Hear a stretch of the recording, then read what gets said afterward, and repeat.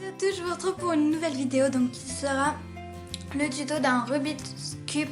Le Rubik's Cube, j'en ai pas chez moi donc je pourrais pas vous montrer, mais je vais vous mettre une photo juste ici. Donc c'est les trucs carrés.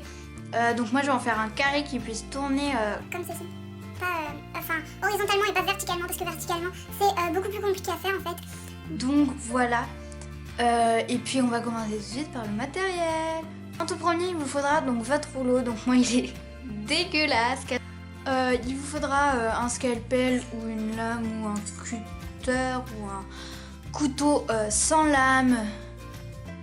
Donc voilà. Des cure-dents. Un clou à œil. Non, une tige à tête plate plutôt, je crois que ça s'appelle. Voilà à quoi ça ressemble. Je vais prendre des lingettes pour bébé parce que en fait je salis genre juste tout. Pas mal de pâtes pour la couleur de base, donc on va prendre du noir. Ensuite là ça va être vraiment les petits carreaux qu'il y a à l'intérieur, donc les carrés plutôt de couleurs. Donc je vais prendre du vert pomme, du bleu numéro 505, donc c'est du vert menthe mint. Donc ensuite du jaune tournesol. Ensuite du rouge. Oula, il paraît un peu rose ou vraiment rouge pétant, mais c'est le rouge indien. Et du blanc numéro 0. Donc, c'est tout pour le matériel. On va commencer tout de suite la vidéo. Let's go! Donc alors on va prendre un petit morceau de noir et on va en faire une boule. Donc la pâte silicone est facultative si vous voulez faire des moules. Donc il vous faudra à chaque fois donc 9 petits carrés. Et comme il y a 3 étages, il en faut 27 en tout. Donc vous pouvez tous les faire à la main. Mais moi je voulais qu'ils soient à peu près tous pareils. Du coup j'ai décidé de faire un moule en silicone. Donc du coup, si vous les faites tous à la main, il faut d'abord les aplatir, puis après leur donner une forme carrée. Et faut que la forme vous plaise. C'est assez long à faire, déjà que moi avec le moule, j'ai mis pas mal de temps. Du coup, je pense que ça prend vraiment beaucoup de temps de faire à la main. Donc ensuite, si vous voulez une revue sur la pâte silicone, n'hésitez pas à me le dire en commentaire. Donc voilà, donc il faut mélanger les deux pâtes à quantité égale, puis faire son moule et mouler l'objet et attendre environ 15 minutes et le démouler. Donc ensuite je vais prendre une petite boule de noir, donc ni trop grosse ni trop petite. Après s'il y a du surplus on l'enlève au scalpel ou à la lame. Du coup voilà, et du coup il faut faire ça 27 fois, donc ça prend pas mal de temps, mais faut le faire quoi. Donc voilà. Ensuite une fois qu'on en a 9, on va venir tous les assembler pardon. Donc il en faut 3 horizontalement et verticalement. Donc voilà. Et après si genre il y en a des plus petits, faut les mettre au milieu ou à l'extérieur. Les plus beaux faut les mettre plutôt à l'extérieur car c'est mieux. Donc voilà, après il va falloir venir le rouler. Et en fait je me suis rendu compte que en les roulant, en fait ça devient beaucoup trop fin et faut que ce soit plus épais. Du coup avec ma lame je venais donc les rassembler, comme je voulais remettre les bords droits en fait, du coup je tassais et après en fait c'était pas assez, du coup fallait encore plus le faire avec les doigts. Donc par contre je vous préviens, la pâte noire ça salit assez les doigts. Donc voilà.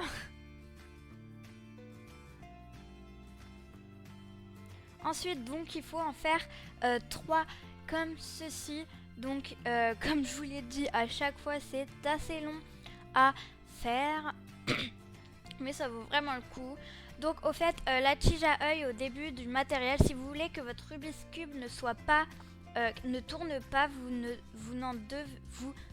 je recommence, vous n'en aurez pas besoin. Si vous voulez qu'il tourne, donc vous en aurez besoin. Aussi, si vous voulez l'accrocher, vous pouvez prendre un piton. Et je crois que c'est à peu près tout. Ah oui, non. Si vous voulez le faire tourner à la cuisson, il va falloir en fait enlever les 3 parties, les séparer et les cuire du coup individuellement. Enfin, vous pouvez les cuire en même temps, mais séparer, qu'elles soient pas collées. Et si vous voulez pas que ça tourne, bah, vous pouvez les coller en cube comme ça. Et donc après, en fait, faut choisir la partie du milieu, la partie du haut et la partie du bas. Et après on va passer aux couleurs. Donc pareil, les couleurs, c'est à peu près. Donc moi j'ai choisi donc du blanc, du bleu pastel plutôt, du vert, du rouge, du jaune, et je crois que c'est tout. Et donc j'en ai mis 4 à chaque fois sur les cubes. Donc faites pas comme moi, en fait celui du milieu, moi j'en ai mis au dessus, donc c'est celui-là, celui du milieu, mais en fait celui où il y a 2 cubes collés, mais en fait fallait pas en mettre, donc bah voilà, donc surtout n'en mettez pas. Celui du milieu, il ne faut vraiment pas en mettre dessus. Donc voilà, et du coup j'ai fait ça pour toutes les couleurs.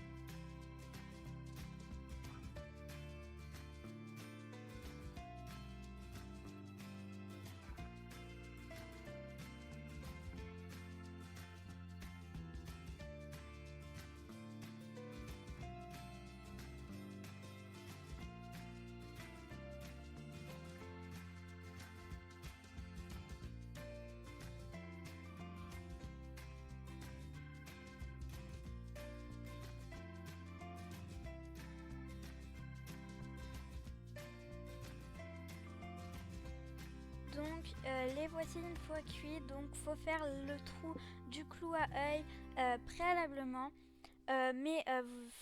faut les faire, mais si ça va pas, vous en faites pas, on peut en fait toujours en refaire. Et donc voici comment ça va tourner. Donc ensuite, pour que ça colle vraiment bien et que ça ne parte pas, il faut mettre de la glu. Donc moi par exemple sur les deux là, en fait les trous n'allaient pas, du coup j'ai dû en refaire. Mais ce n'est pas grave parce qu'en fait ça se refait très très bien après cuisson. J'ai pas trop compris pourquoi. Si vous voulez l'accrocher, il vous faudra aussi un piton.